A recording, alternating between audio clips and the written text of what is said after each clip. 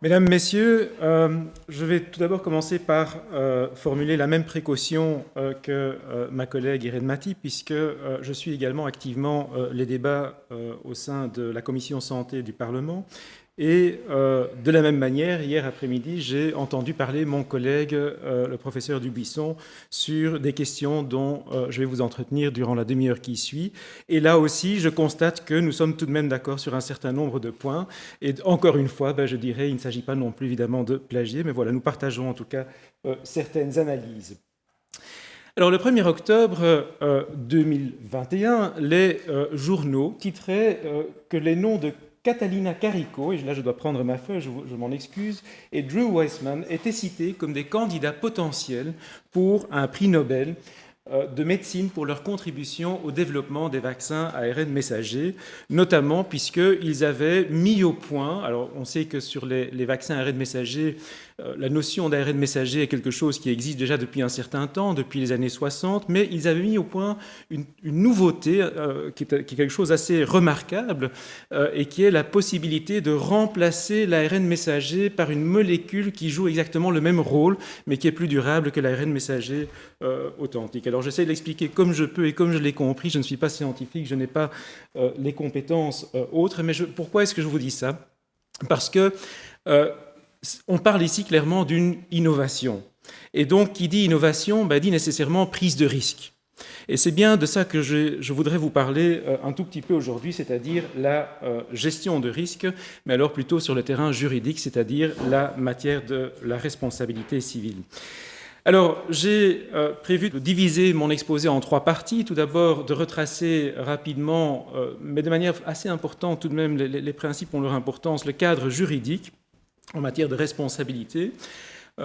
Ensuite, une deuxième partie dans laquelle je voudrais vous parler de quelques notions en matière de vaccination et de vaccins Covid-19 qui ont leur importance justement pour pouvoir évaluer la responsabilité, ou les responsabilités plus précisément.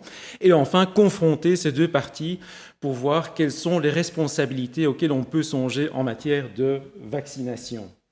Mais je voudrais tout d'abord perturber un peu cette structure que je viens de vous annoncer en commençant par la fin, puisque j'ai prévu à la fin de vous parler également un tout petit peu de l'arrêt Wawrzycka, j'essaye de prononcer comme je peux, et de vous en parler. Pourquoi? Parce que la question de l'indemnisation, la question de la responsabilité objective y est abordée dans cet arrêt. Et ce qui est surtout très intéressant de mon point de vue, et notamment pour l'exposé que je vais vous présenter, c'est que la Cour européenne des droits de l'homme procède à une analyse comparative de jurisprudence de plusieurs cours constitutionnelles dans plusieurs pays et relève notamment les considérations de ces cours constitutionnels concernant l'indemnisation. Et on y trouve notamment des informations assez intéressantes sur l'existence de systèmes de responsabilité objective d'indemnisation pour les éventuels effets indésirables en matière de vaccination. Et donc la question vers laquelle je veux vous amener, c'est est-ce que nous avons la même chose en Belgique? Est-ce que nous avons quelque chose, un cadre juridique qui permet à une personne qui subit un effet secondaire inattendu d'obtenir une indemnisation, d'obtenir facilement aussi une indemnisation, puisque c'est évidemment aussi de responsabilité objective qu'on parle.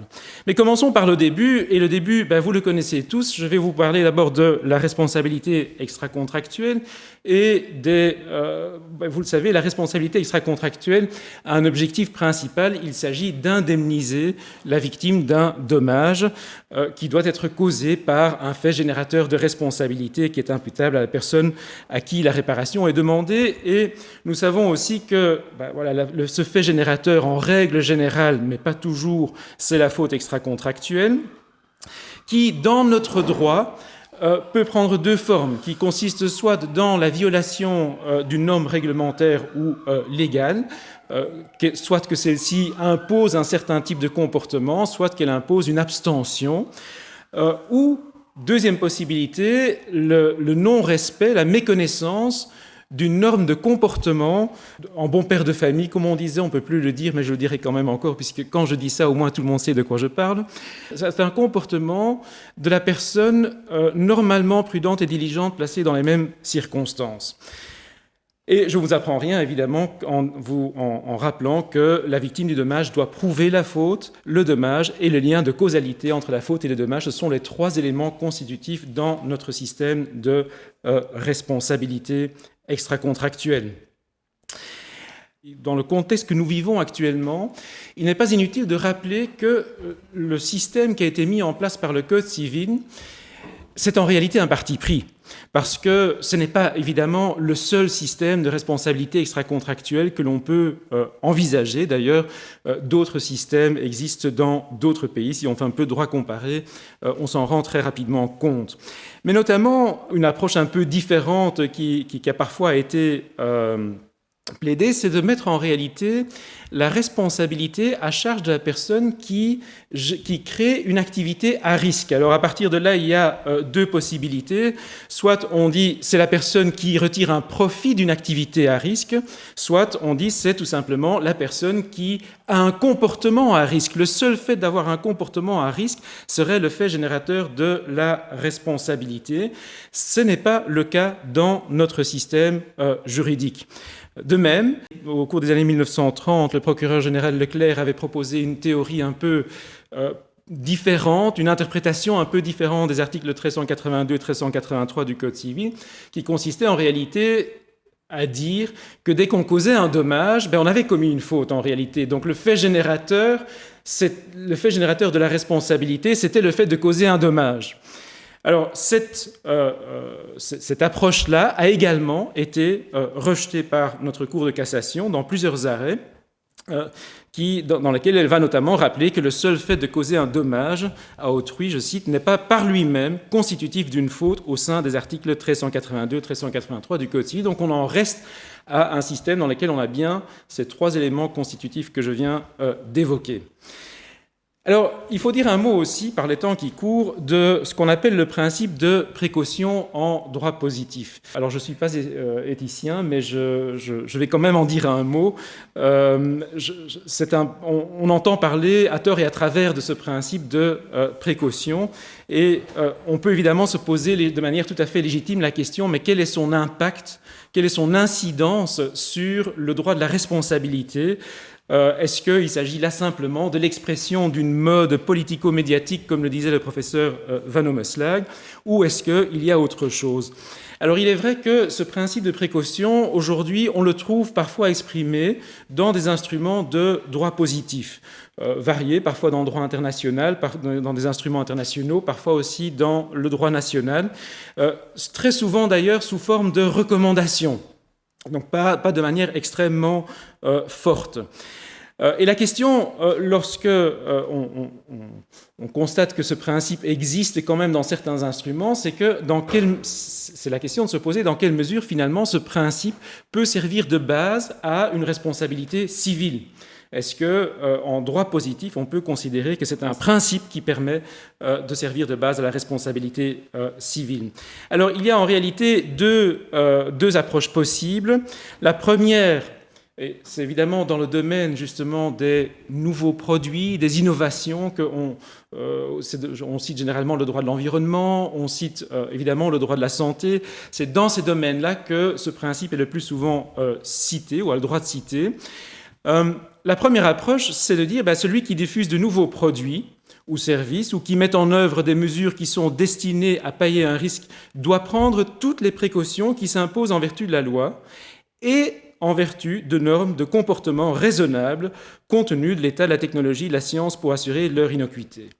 Alors, si c'est ça le principe de précaution, son apport par rapport au droit à la responsabilité civile des articles 1382 et 1383 du Code civil, il est nul. En réalité, c'est simplement une confirmation en réalité de la notion de faute telle que je viens de la définir. Alors on peut évidemment avoir une autre approche aussi, c'est l'idée d'imposer une sorte de risque zéro sans égard pour l'état de la technologie et de la technique, dès lors qu'une initiative est prise notamment dans les domaines ici examinés, donc on parle des innovations, et qu'elle est susceptible de susciter un dommage d'une certaine gravité. Si on retient cette notion-là, Mais alors évidemment, on en revient à une toute autre approche en matière de responsabilité, puisque alors on revient à cette idée de la théorie du risque créé en réalité, qui n'a pas été retenue, notamment parce qu'elle freine toute forme d'innovation. Et on n'oserait plus rien faire finalement, c'est évidemment pas le but. Et donc l'intérêt de ce principe de précaution me paraît dès lors assez limité, en tout cas limité à des situations dans lesquelles on rencontre une expression précise dans le droit positif de ce principe, donc dans lequel il a été expressément consacré. Au-delà de ça, il ne présente pas vraiment d'intérêt pour nos questions de responsabilité civile. Alors, parlant du fait générateur de la responsabilité, on l'a dit, c'est la faute extracontractuelle. Je vais passer assez vite sur ce slide puisque je vous l'ai déjà dit, c'est une double approche. Ça peut être la violation d'une norme légale ou réglementaire, ou ça peut être le fait de ne pas se comporter de manière normalement prudente et diligente, comme l'aurait fait toute autre personne placée dans les mêmes circonstances. Par contre, une question qui doit nous intéresser, puisque la question dont je dois vous parler aujourd'hui, c'est évidemment une question de la responsabilité de l'État lorsque l'État impose une vaccination. Et donc, c'est la question de savoir dans quelle mesure est-ce que ces principes s'appliquent à l'État et avec quelle nuance aussi. Alors, on sait que lorsque la faute est commise par les pouvoirs publics, ce principe de la responsabilité des pouvoirs publics a été consacré depuis longue date, depuis le fameux arrêt Flandria, qui estime que en réalité, on ne doit pas faire de différence selon la question de savoir qui est l'auteur de l'acte illicite.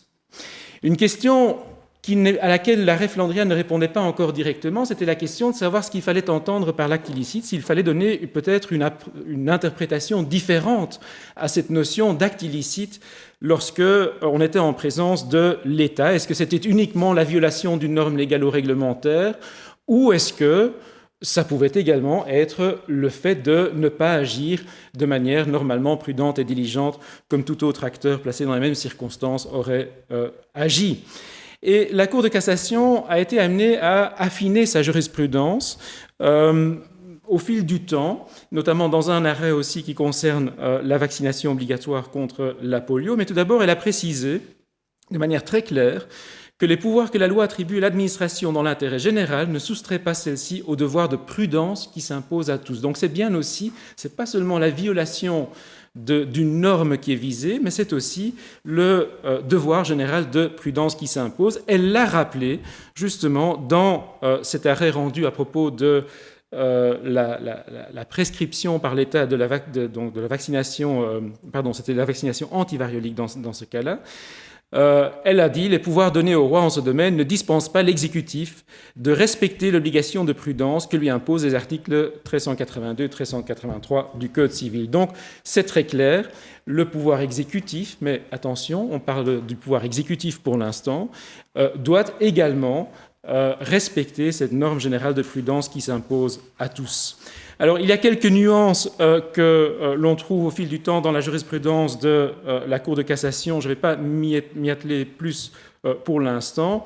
La question, je dirais, qui m'intéresse peut-être un peu plus ici, puisqu'on parle de la possibilité que l'État impose une obligation vaccinale à travers une loi.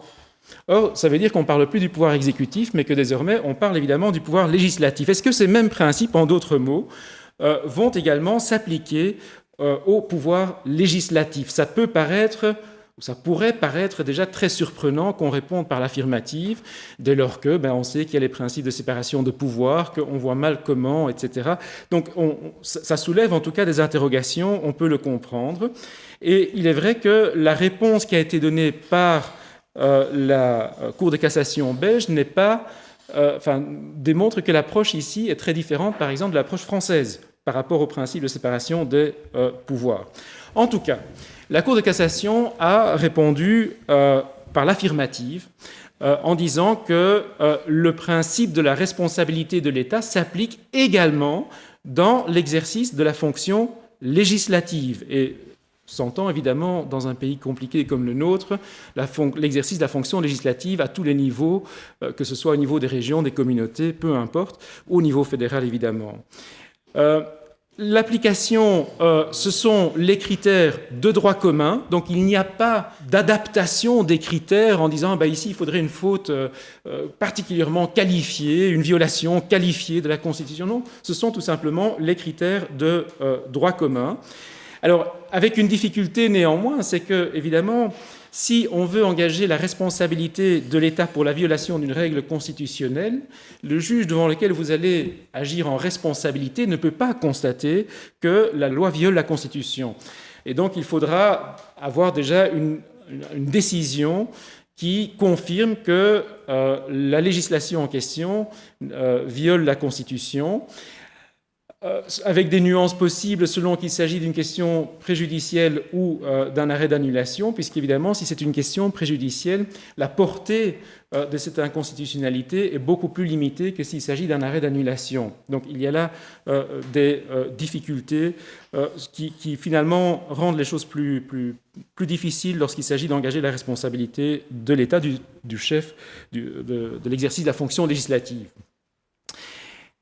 Ce qui est également rappelé ici, c'est que la responsabilité de l'État ne peut pas ici non plus, et c'est quand même une limite importante, je pense, déboucher sur une appréciation généralisée par le juge de l'activité du législateur en fonction des critères de prudence et de la diligence, puisque sinon, évidemment, on porterait atteinte à la souveraineté du Parlement ou du législateur, et donc il y a là quand même une limite qui est assez importante pour la matière qui nous concerne.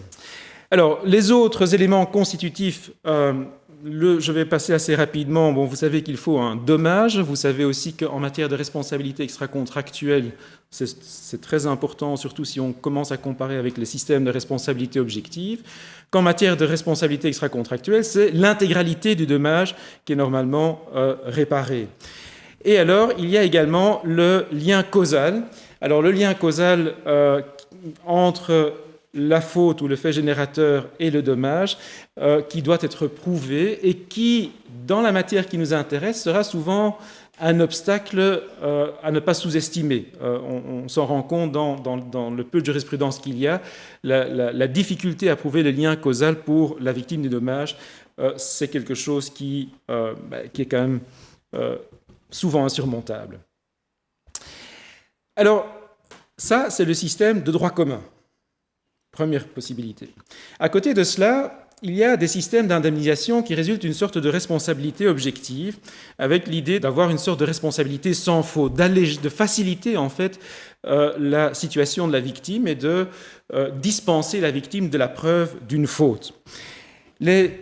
Alors, notre droit connaît un nombre incalculable de systèmes de responsabilité objective, mais ici, évidemment, il y en a trois, je pense, qui potentiellement peuvent nous intéresser.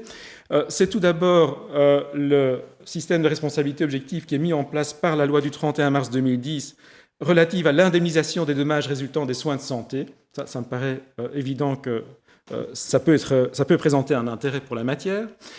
Cette loi de 2010 met en place un fonds d'indemnisation des dommages qui résultent des soins de santé. Donc, il y a un fonds d'indemnisation qui est prévu. Et le système tel qu'il est mis en place laisse à la victime le choix entre la responsabilité de droit commun ou la procédure mise en place par la loi de 2010. Donc, il y a encore, c'est une faculté, on n'est pas obligé d'avoir recours à ce système-là, mais il est évident que le plus souvent, la position de la victime sera plus favorable en faisant appel à ce système, à ce mécanisme qui a été mis en place spécialement pour les victimes par la loi de 2010. Alors, l'indemnisation est possible même en l'absence de responsabilité au sens classique, puisqu'on ne doit pas démontrer de faute dans ce cas-ci.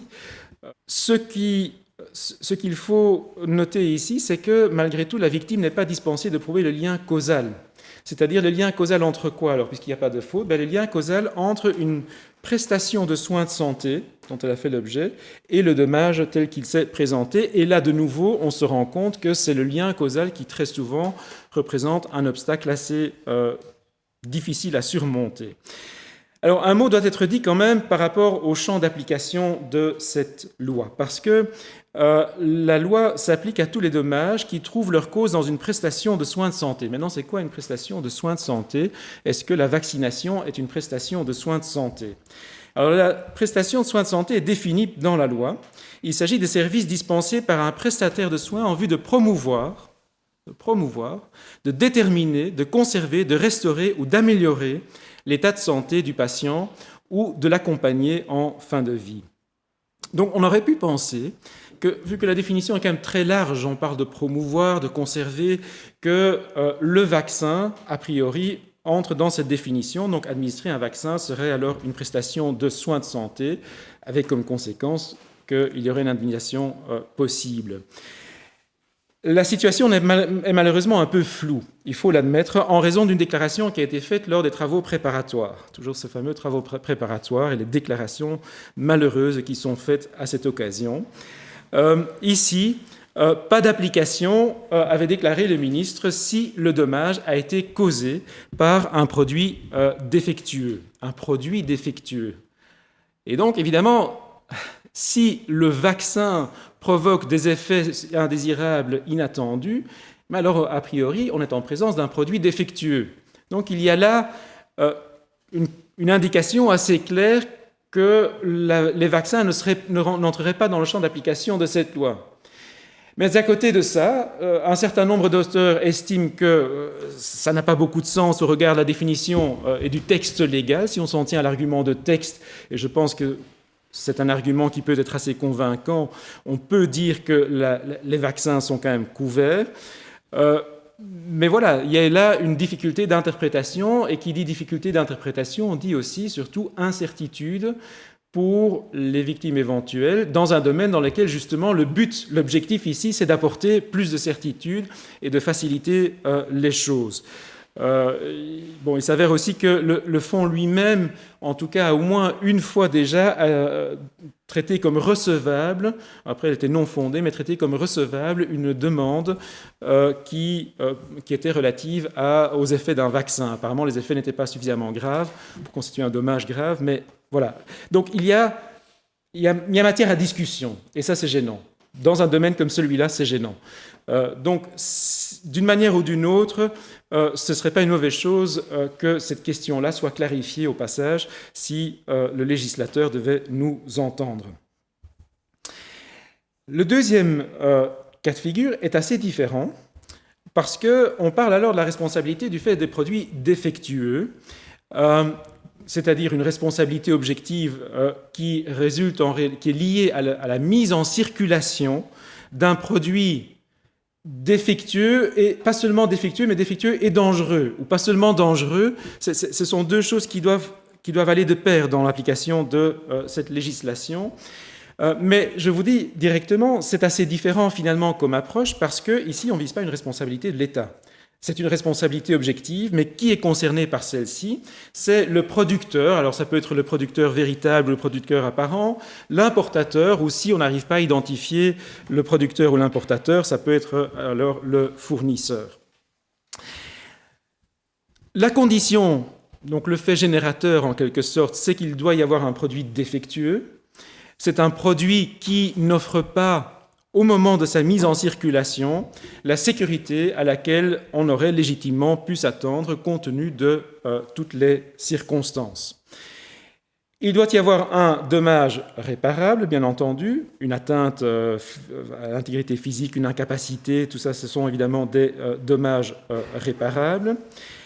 Et le choix qui a été fait ici, c'est de préserver l'exigence de la preuve d'un lien de causalité. Et c'est aussi une critique qui a parfois été formulée par rapport à cette législation. C'est dire pourquoi est-ce que c'était un choix qui a été fait à un moment donné. Il était question, est-ce qu'on s'orienterait plutôt vers une présomption du lien causal, ou est-ce que la preuve du lien causal doit être apportée? Non, la preuve du lien causal doit être apportée, donc il n'y a pas de présomption. Et je reviendrai plus tard sur ce lien causal appliqué en matière de vaccination. Et ce qu'il faut aussi rappeler, c'est qu'il y a des causes d'exonération. Alors, ces causes d'exonération sont limitativement énumérées par le texte, donc ce ne sont que celles-là. Parmi ces causes d'exonération, vous avez notamment le fait si le produit défectueux n'a pas été fabriqué dans un but économique, et la question notamment en matière médicale s'est posée, oui, mais si si c'est délivré de manière gratuite pour tout le monde, est-ce que c'est encore fabriqué dans un but économique, ou si c'est un médicament remboursé intégralement, par exemple. La jurisprudence en Belgique, en tout cas, tend à considérer que la cause d'exonération est vraiment limitée, et là, la jurisprudence de la Cour de justice de l'Union européenne va dans le même sens. La cause d'exonération est vraiment limitée aux cas dans lesquels il y a un acte bénévole, mais sinon, en règle générale, on n'appliquera pas la cause d'exonération. Et alors, il y a le troisième, et je vois qu'il y a un slide qui manque, parce que en fait, il y a deux volets dans le contentieux d'indemnisation du Conseil d'État. Là, sur le slide, vous voyez le second volet, mais le premier volet, en réalité, c'est le contentieux c'est la possibilité d'avoir un recours pour obtenir la réparation d'un préjudice exceptionnel qui serait causé en raison de la rupture de l'égalité devant les charges publiques, et donc qui serait causé en raison d'un acte illégal, par exemple. Dans ce cas-là, le Conseil d'État a la possibilité d'accorder une réparation du préjudice dans des conditions qui sont quand même extrêmement restrictives, avec un pouvoir qui est subsidiaire aussi. Alors on peut se poser la question, est-ce que le Conseil d'État ne risque pas finalement de considérer, maintenant qu'il y a ce fonds d'indemnisation, que le Conseil d'État ne doit plus en tout cas indemniser ce genre de préjudice dont on parle ici, dès lors qu'il y a un fonds d'indemnisation. Mais on vient de le voir, il y a évidemment des incertitudes autour du statut de celui-ci. Et puis vous avez aussi ce contentieux de responsabilité objective qui a été créé, mais un peu comme accessoire à un recours en annulation. Lorsque vous introduisez un recours en annulation, vous pouvez obtenir, il y a une responsabilité objective qui a été prévue pour obtenir la réparation des conséquences dommageables de l'illégalité.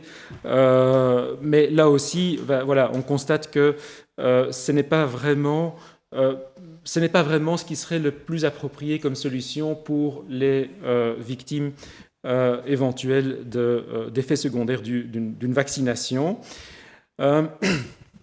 Alors, je vois que mon temps file comme pas possible, donc je ne vous parlerai pas de la responsabilité contractuelle, contrairement à ce que j'avais prévu, mais je tiens simplement à rappeler, il ne faut pas l'oublier, que derrière tous ces vaccins, il y a des contrats. Et il y a des contrats notamment entre les fabricants et les États membres de l'Union européenne sous la forme des Advanced Purchase Agreements, qui comportent notamment toute une série de clauses d'exonération de responsabilité assez importante dont il faut également tenir compte, et en gros qui rejette la responsabilité principalement sur le dos des États membres, avec d'ailleurs des sérieuses questions et des sérieuses objections en termes de licéité de ces clauses. Mais encore une fois, je ne vais pas m'attarder sur cette question ici. Deuxième partie, la vaccination et les vaccins Covid-19. Alors, la première chose, c'est qu'on en a déjà parlé à plusieurs reprises aujourd'hui, quand on parle d'un vaccin, on sait que cela implique toujours et nécessairement une balance bénéfice-risque. Et en d'autres mots, on accepte déjà l'idée, par principe même, que le vaccin peut comporter certains risques. Rien n'est garanti, et donc il peut y avoir certains risques. Il faut simplement voir si les bénéfices sont plus importants que les risques. Donc le seul fait de dire que on a mis sur le marché un produit qui comporte des risques, évidemment, n'est pas suffisant en termes de responsabilité. À cet égard, on fait d'ailleurs généralement aussi la différence en termes de responsabilité entre les effets indésirables qui sont attendus, ce sont généralement les effets qui apparaissent dans les notices, qui sont déjà indiqués, et puis les effets qui sont inattendus et qui concernent plus particulièrement le propos ici, puisqu'on vient de l'évoquer, on est quand même au tout début de cette procédure de vaccination. Si on parle sur une histoire de la vaccination, on est vraiment au tout début, et il n'y a pas encore vraiment de consensus scientifique sur tous les aspects relatifs à cette vaccination. Alors, il faut également dire un mot sur cette autorisation de mise sur le marché, et notamment le fait qu'il y ait une autorisation de mise sur le marché qui est conditionnelle. Une étape très importante pour les vaccins, mais comme pour n'importe quel autre médicament, c'est cette autorisation pour pouvoir être mis sur le marché. C'est une procédure, en tout cas une des procédures possibles aujourd'hui, c'est la procédure centralisée qui passe via l'Agence européenne des médicaments et qui suppose qu'un dossier soit transmis, qui est analysé ensuite par un comité scientifique au sein de l'EMA. Alors, en l'espèce, il est vrai qu'on a procédé à une autorisation conditionnelle. Alors, qu'est-ce que ça veut dire? Ça veut dire que les besoins médicaux ou le besoin médical pour ce vaccin est tellement important qu'on autorise déjà la mise sur le marché alors qu'on ne dispose pas encore de toutes les données à long terme sur l'efficacité et la sécurité du vaccin. C'est tout ce que ça veut dire. Il n'y a rien d'autre, mais c'est quand même important de le préciser justement en termes de responsabilité. Alors, cette notion d'autorisation de mise sur le marché doit être quant à elle distinguée d'autre chose qui est le mode de délivrance. Vous savez qu'il y a des médicaments qui sont en vente libre et puis il y en a d'autres pour lesquels il faut une prescription médicale. Ça, c'est ce qu'on appelle le mode de délivrance. Pour les vaccins Covid-19, le dossier qui a été soumis à l'EMA est un dossier dans lequel il est prévu, ce qui était prévu par les fabricants, que ces vaccins sont vendus sur prescription médicale. Et ce qu'on constate, c'est que ça correspond effectivement aux exigences en termes de législation européenne qui précise que les médicaments, alors il y a une liste de types de médicaments qui sont soumis à prescription médicale, et parmi ceux-ci, on considère généralement que lorsqu'il s'agit de médicaments dont l'emploi normal peut présenter des dangers lorsqu'ils sont utilisés sans surveillance médicale, il faut une prescription médicale. Et c'est évidemment le cas de vaccins.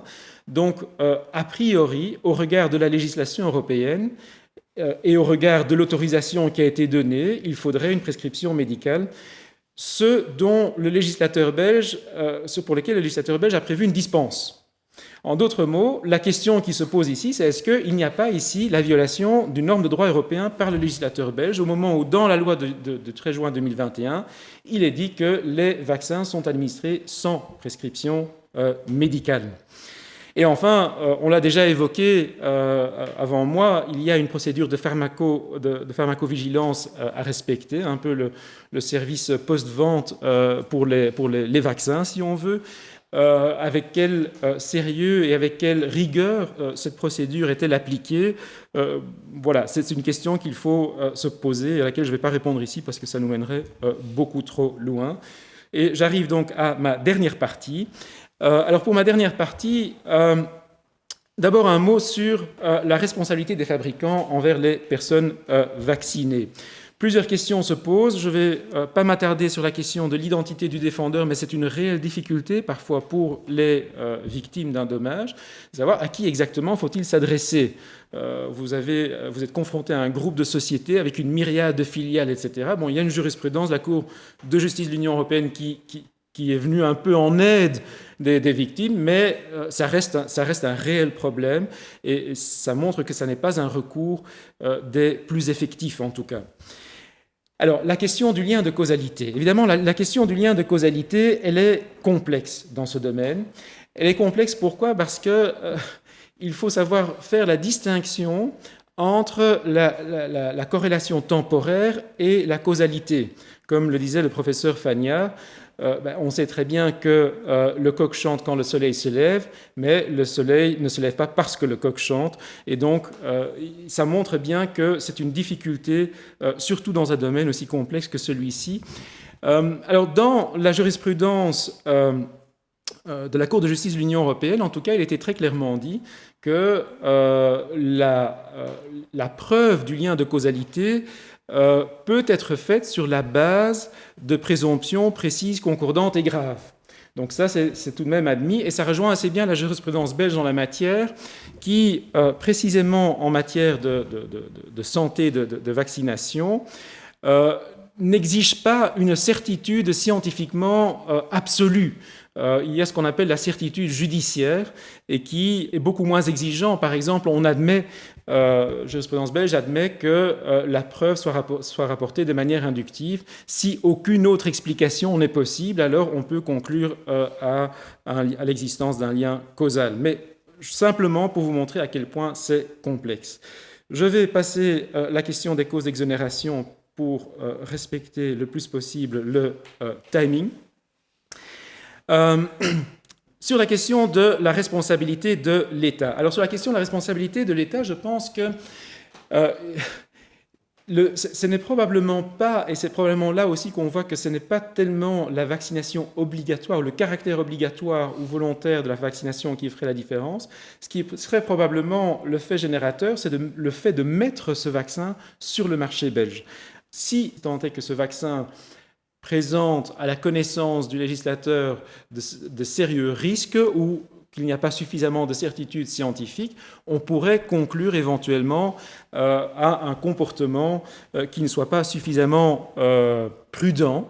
Mais alors là, attention, précisément, ma collègue Mathilde l'a déjà souligné, la difficulté, c'est qu'il faudra voir aussi quel est l'instrument qui sera utilisé. Est-ce que c'est un acte de l'exécutif, auquel cas, évidemment, on peut retomber sur ces principes. Si c'est un acte du législateur, ce critère-là, évidemment, devient directement beaucoup plus difficile à mettre en œuvre.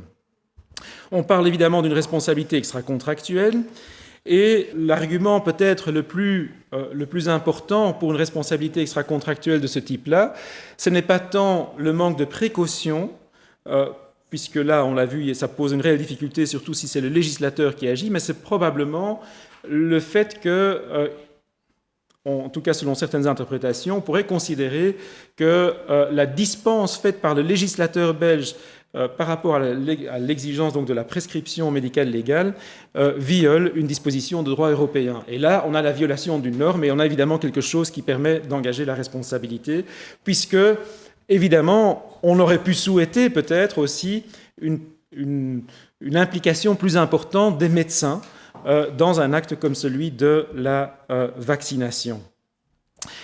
Faut-il pour autant considérer que la responsabilité objective de l'État est une condition pour pouvoir mettre en place un système de vaccination obligatoire? On l'a vu chez nous, cette question de la responsabilité objective, elle est problématique. On n'a pas vraiment de système satisfaisant, sauf pour le législateur demain à consacrer expressément la réparation pour les dommages causés par les vaccins dans la loi de 2010. Mais pour l'instant, c'est une discussion, c'est une interprétation, donc on n'a pas vraiment quelque chose d'assez satisfaisant. Alors, je ne vais pas vous refaire l'analyse de l'affaire Wawrzycka, mais simplement quand même constater que dans cette affaire, la Cour européenne des droits de l'homme insiste tout de même sur cet aspect indemnisation. Elle insiste, elle fait une analyse comparée, elle constate qu'en République tchèque, il y a cette possibilité, en tout cas depuis 2020, avant il y avait un autre système, mais depuis 2020, il y a de nouveau une loi qui prévoit, avec des particularités dont je ne vais pas vous parler maintenant. Elle fait cette analyse comparative et chaque fois, elle constate que, il y a des cours constitutionnels qui constatent que... Donc, on a l'impression que dans la construction, notamment de ce système de balises, c'est un élément qui est important. Et ici, il est vrai que le cas d'espèce ne portait pas sur cette question d'indemnisation, mais si demain, on a une victime d'effets secondaires graves d'une vaccination obligatoire qui se présente devant la Cour européenne des droits de l'homme, la question pourrait alors se poser dans d'autres termes si cette personne n'a pas pu obtenir d'indemnisation dans le système qui est dans son système juridique. Et donc, pour conclure, je dirais que ma conclusion, elle serait double. D'une part, c'est de constater qu'aujourd'hui, les recours pour des victimes d'effets secondaires indésirables d'une vaccination, qu'elle soit d'ailleurs obligatoire ou pas, est clairement insuffisant parce qu'il y a trop d'incertitudes, on n'a pas quelque chose de suffisamment clair avec en plus peut-être alors un débat à avoir aussi sur la question de la preuve du lien de causalité qui reste un obstacle important. Et deuxième volet de ma conclusion, je pense que le fait d'avoir quelque chose de clair en termes de responsabilité objective pour protéger les victimes, dans l'arrêt du 8 avril 2021, clairement, c'est quelque chose qui en fait partie, et c'est une des balises, je pense, qu'il est assez légitime de constater qu'il y a là quelque chose à faire. Voilà, je vous remercie pour votre attention.